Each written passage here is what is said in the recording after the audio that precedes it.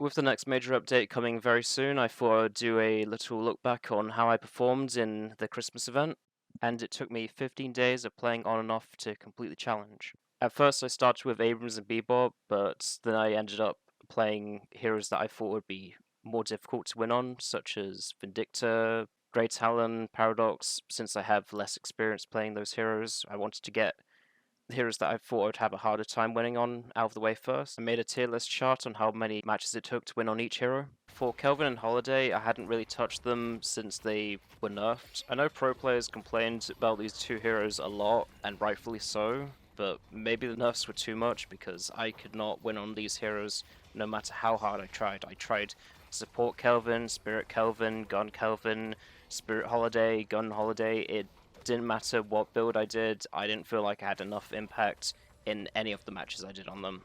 Moving on to the 4 matches category. Paradox. I have no intention of playing Paradox again unless there's another challenge like this because I do not find her enjoyable to play. It felt miserable every match I did of her. Each time it felt like the matches just dragged on further and further because I was generally having no enjoyment playing this hero. I thought I would have lost more matches playing Paradox, but apparently it only took me 4 matches. With Viper, it felt like I should have had a win on her sooner. I always had great success early game, usually getting between 5 to 7 kills in lane, but I was just often not able to perform as well in the mid to late game, and my teammates usually had lower performance too, which just ended in me being unable to carry the matches and my team being unable to pull it together, so I lost a bunch of matches on Viper, unfortunately. Victor I hadn't actually played until this event came out, primarily because I felt like I lost the opportunity to play him when he was overpowered when he first released, and after that I didn't really have much interest in touching him, because his playstyle is kind of boring in my opinion. One of those heroes that if you're behind, it's kind of miserable to play him because he doesn't really have many tools to, have an impact outside of just pure damage. For example, if I was playing Doorman, even if I'm behind in farm, not as powerful, I'd still have an impact because of the tools that his abilities grant, such as his cart, his doors. Victor doesn't have anything like that.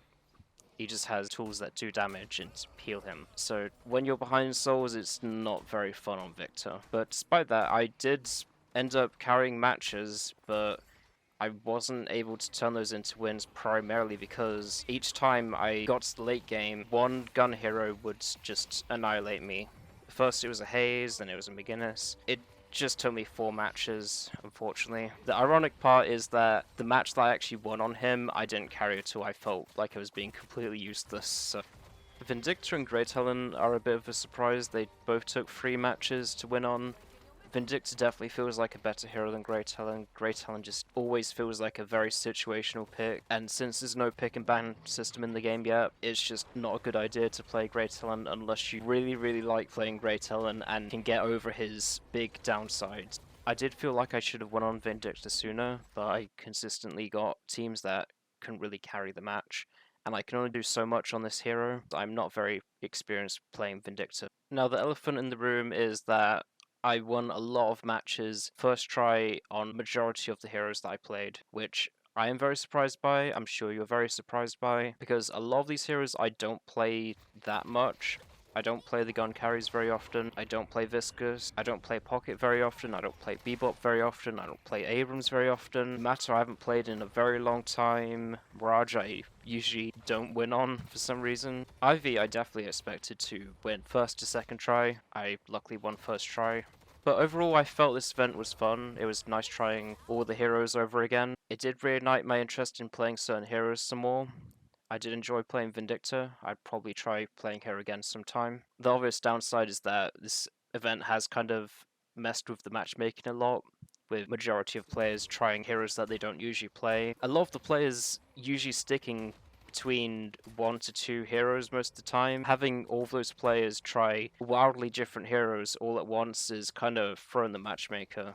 But hopefully it'll get better when the next major update comes out. Usually that gives the game a big surge of players, so I hope the matchmaking can recover because it's not been very good right now. I'm sure a lot of you can agree with that if you play Deadlock actively. Anyway, thanks for watching, and sorry for the microphone quality. I'm just using a shitty headset mic. Maybe I'll use a proper microphone next time. Anyway, thanks for watching. See ya.